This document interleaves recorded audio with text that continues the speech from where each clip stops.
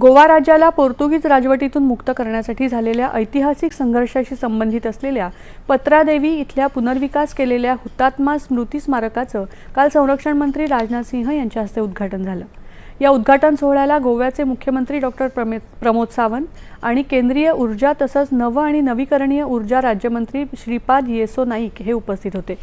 यावेळी राजनाथ सिंह यांनी पंजाबचे कर्नाल सिंग, मध्य प्रदेशच्या सहोदरा देवी, महाराष्ट्राचे मधुकर दामोदर चौधरी यांच्यासह गोवा मुक्ती संग्रामातल्या सत्याग्रहींना भावपूर्ण आदरांजली वाहिली।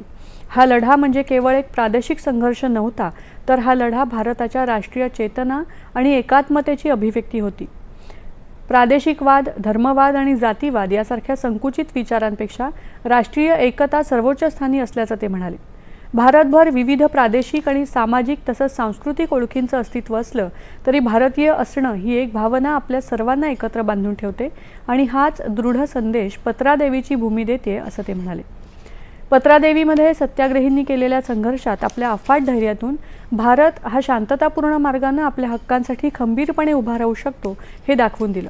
मात्र त्याचवेळी जर एखाद्या सार्वभौम राष्ट्राच्या प्रादेशिक अखंडतेला धोका निर्माण होत असेल आणि शांततापूर्ण प्रयत्नांच्या मर्यादा संपतात, त्यावेळी या राष्ट्राला आपल्या संपूर्ण शक्तीचा वापर करण्याचीही पूर्ण अधिकार असतो, ही बाबही राजनाथ सिंह यांनी अधोरेखित केली। देशात उच्च